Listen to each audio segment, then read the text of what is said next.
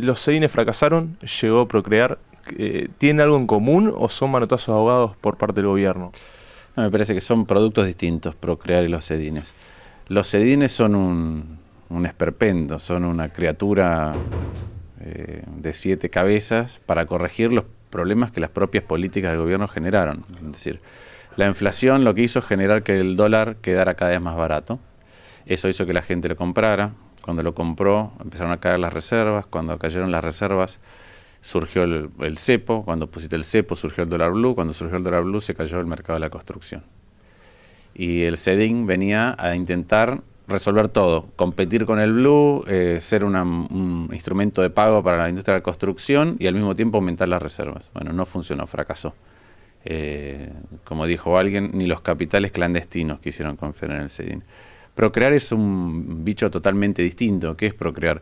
Procrear es un esquema de crédito con un enorme subsidio, en mi criterio poco transparente, pero con un enorme subsidio, porque vos lo que estás haciendo es poner a disposición crédito con una tasa que está muy por debajo de la inflación. Entonces, si lo haces de manera transparente en cómo está subsidiado y cómo es la continuidad, ¿no? En cómo es el esquema, y si lo enfocas bien, es bueno, porque lo que estás diciendo es, mira, el Estado está dispuesto a gastar parte de su presupuesto para que ciertos sectores sociales puedan acceder a una vivienda que en este momento no pueden. Yo con eso estoy de acuerdo, siempre y cuando seamos cuidadosos en cómo se financia y cómo es la continuidad del programa. Vos planteabas lo de la desconfianza por parte del gobierno, que en definitiva se viene hablando desde hace mucho tiempo. Los cambios en el gabinete que propone Cristina, la salida de Moreno, la entrada de Capitanich, el ascenso de Kicillof, ¿cambia un poco o viene a ayudar un poquito en el tema de la confianza o estimás que no va a cambiar demasiado?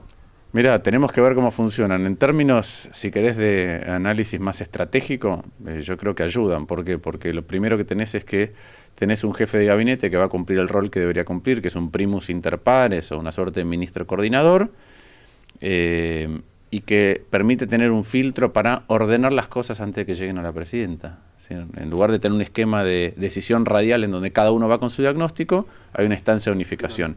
Y en el Ministerio de Economía, haber simplificado la multiplicidad de voces disonantes que había también. Entonces vos unificaste en Kicillof. Ahora lo que tenés que ver es cómo funciona el criterio Kicillof con el de Capitanich, que eso no lo sabemos. Por otra parte, digo, ¿qué le recomendás a los privados que hagan en este contexto? Que esperen, que se la jueguen por las inversiones, que apoyen determinado sector. ¿Qué harías vos desde el sector privado? Que depende de qué privado, depende si hablas de una empresa grande, de una empresa mediana, de un individuo, si ese individuo le sobra plata o no le sobra, si le sobra si es mucha o poca, si le sobra poca, si lo va a utilizar dentro de poco o piensa que lo va a necesitar o no, no hay un traje a medida para esas cosas. ¿El 2014 estimás que va a ser un año para esperar o cómo lo ves? Creo que va a ser un año con muy poco crecimiento, que no lo vamos a sentir y con inflación alta. El gran problema que tiene el gobierno sin duda en el corto plazo es el tema de la inflación y en el mediano el dólar. La inflación es un problema estructural que tiene la economía argentina que hay que resolverlo y la urgencia es la caída de reservas. Si vos estuvieses sentado en el Ministerio de Economía, ¿qué harías así en el corto plazo, mediano y en el largo? Y haría lo mismo que le propuse en su momento a la presidenta que no quiso hacer. Primero hay que combatir la inflación, para eso hay que reconocerla. Después de reconocerla y decir, este es el nivel, comprometerse con metas específicas, es decir, este año es 27, el año que viene me comprometo que va a ser 23, después 19, después 17, y después 13, y después 7. Entonces en 5 años vos dejas un país que tiene la inflación que tiene el resto de los países, y entonces a partir de eso te sentás en una mesa y sí empezás a coordinar cómo vas a negociar precios y salarios para adelante, porque en lugar de con la inflación pasada, lo que decís es, voy a negociar con una inflación decreciente y si no cumplo yo mi parte como gobierno, entonces reabrimos las negociaciones. Y para cumplir con tu parte, tenés que reordenar el gasto, porque Argentina malgasta mucho dinero, y últimamente lo financia emitiendo. Y eso genera inflación. ¿Qué crees que es el gran problema político que afronta el gobierno, digo, a partir de la caída o de los flojos que fueron las últimas elecciones?